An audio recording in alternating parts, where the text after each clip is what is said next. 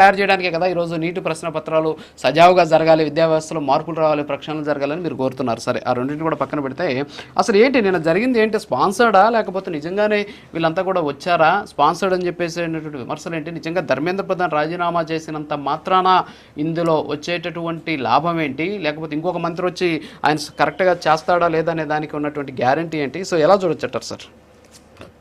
Very good morning to you, Raju garu, as well as na toti panel members, Krishnakant garu and all the viewers. ఒకటి మాత్రం నేను చెప్పదలుచుకుంటానండి, భారతదేశంలో ఉన్నటువంటి youth youngsters అందరూ కూడా మెజారిటీగా ఒక విశ్వాసం అనేది కోల్పోయారండి. యూజీ నీట్ ఎప్పుడైతే మనకి ఫస్ట్ టైం పేపర్ లీక్ జరిగిందో దాని తర్వాత ప్రతి ఒక్కరూ భావోద్వేగానికి లోనై వారు పెట్టినటువంటి శ్రమ మానసిక క్షోభకి గురై దాదాపు 22 మంది విద్యార్థులు సూసైడ్ చేసుకోవడం జరిగింది. నీట్ అనే పరీక్ష ఫస్ట్ అటెంప్ట్లో వస్తే వారు చాలా ఇంటెలిజెంట్, చాలా స్మార్ట్ అని చెప్పేసి భావిస్తారండి. కానీ more than 70% of the students ఎవరైతే అపియర్ అవుతారో దాంట్లో లాంగ్ టర్మ్ కోచింగ్ తీసుకున్నటువంటి విద్యార్థులే ఉంటారు. ఇప్పుడే మనం మాట్లాడుతున్నాం, దీనికంటే ముందు ఒక కమర్షియల్ బ్రేక్ వచ్చింది, దాంట్లో కూడా నీట్ లాంగ్ టర్మ్ కోచింగ్ గురించి మీ టీవీలో మీ ఛానల్లో కూడా రావడం జరిగింది. అంటే నేను ఏ విషయం చెప్పదలుచుకున్నానంటే, అంత ప్రతిష్టాత్మకమైన ఒక ఎగ్జామ్లో, అంత కష్టంతో కూడినటువంటి ఒక ఎగ్జామ్లో అవినీతి అక్రమం జరిగిందని చెప్పేసి, పేపర్ లీక్ అయిందని చెప్పేసి విద్యార్థులందరూ రోడ్ల మీదకి వస్తుంటే వారు మాట అంటూ జూన్లో వచ్చినటువంటి రిజల్ట్లో యూజీ నీట్ విద్యార్థులందరూ సీట్లు తెచ్చేసుకుని కాలేజెస్కి వెళ్ళిపోతున్నారు, ఎవరికి అడ్డంకులు లేవని చెప్పేసి మాట్లాడుతున్నారు. ఎట్లా మాట్లాడతారండి? 24 లక్షల మంది విద్యార్థులు అపియర్ అయితే క్వాలిఫై అయినటువంటి విద్యార్థులు ఎంతమంది అండి? 11 లక్షల మంది విద్యార్థులు. అంటే 13 లక్షల విద్యార్థులు క్వాలిఫై అవ్వలేదు.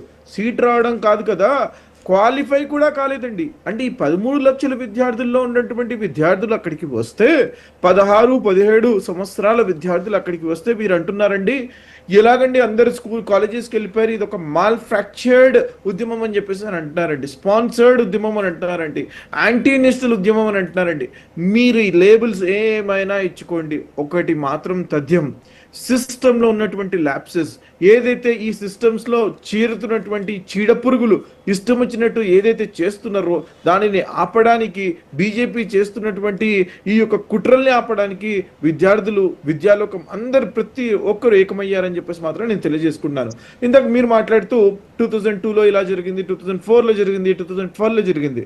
Let me tell you one thing అండి, అప్పటికి ఇప్పటికి ఉన్నటువంటి టెక్నాలజీలో ఉన్నటువంటి వ్యత్యాసం గురించి. అప్పుడు ఒక చోట పేపర్ లీక్ అయితే అది స్ప్రెడ్ అయ్యి బయటికి పోయడానికి చాలా టైం పట్టేది, అంత ఈజీగా స్ప్రెడ్ అయ్యేది కాదండి. ఇప్పుడు మనకి వాట్సాప్ కానివ్వండి, టెలిగ్రామ్ కానివ్వండి, మరోటి కానివ్వండి, ఈ యొక్క డివైసెస్ వచ్చిన తర్వాత, ఇంటర్నెట్ వైడ్ స్ప్రెడ్ అయిన తర్వాత 2014-2015 తర్వాత ఏ ఒక్క ఇన్ఫర్మేషన్ దేశంలో కాదండి మొత్తం ప్రపంచంలో నలుమూలల్లో ఉన్నటువంటి సమాచారాన్ని కొన్ని సెకండ్స్ లో, ఫ్రాక్షన్ ఆఫ్ సెకండ్స్ లో అది స్ప్రెడ్ అయిపోయింది. Wide range of sir paper leakage, wide range గురించి నేను మాట్లాడట్లా. పేపర్ లీకేజీ జరిగితే అప్పట్లో ఉన్నటువంటి మంత్రులు రాజీనామా చేయలేదు అనేది మాత్రమే నా ప్రశ్న. సో పేపర్ లీకేజ్ అయింది, ఇప్పుడు వాట్సాప్ ఉంది కాబట్టి ఇప్పుడు ఎక్కువగా స్ప్రెడ్ అయింది, అప్పుడు లేదు కాబట్టి తక్కువగా స్ప్రెడ్ అయింది కాదు కదా. సంఘటన జరిగినప్పుడు నైతిక బాధ్యత గురించే నేను మాట్లాడుతున్నా. అప్పుడు లేని నైతిక బాధ్యత ఇప్పుడు ఎందుకు వచ్చింది అంటున్నా. Let me complete.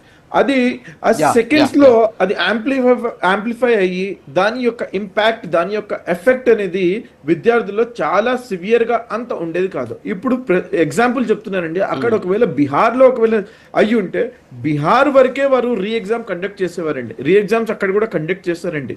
వీరేం చేశారండి, ఎగ్జామ్స్ అనేవి మొత్తం దేశంలో మరొకసారి కండక్ట్ చేస్తారండి. 24 లక్షల మంది విద్యార్థుల చేత మరొకసారి రాయమని చెప్పారండి. దాని యొక్క ఇంపాక్ట్ అర్థమవుతుందా అండి? దాని పిల్లలు పడ్డటువంటి మెంటల్ క్షోభ అనేది మీకు అర్థమవుతుందా అండి? మానసిక క్షోభ అనేది మీకు అర్థమవుతుందా? 24 లక్షల మంది అంటే నేను ఒక విద్యార్థి అండి, నేను మొన్ననే ఏబి ఎగ్జామ్ కూడా రాసాను, ఎల్ఎల్బి కూడా అయిపోయింది, ఇప్పుడు ఎల్ఎల్ఎంలో మళ్ళీ అడ్మిషన్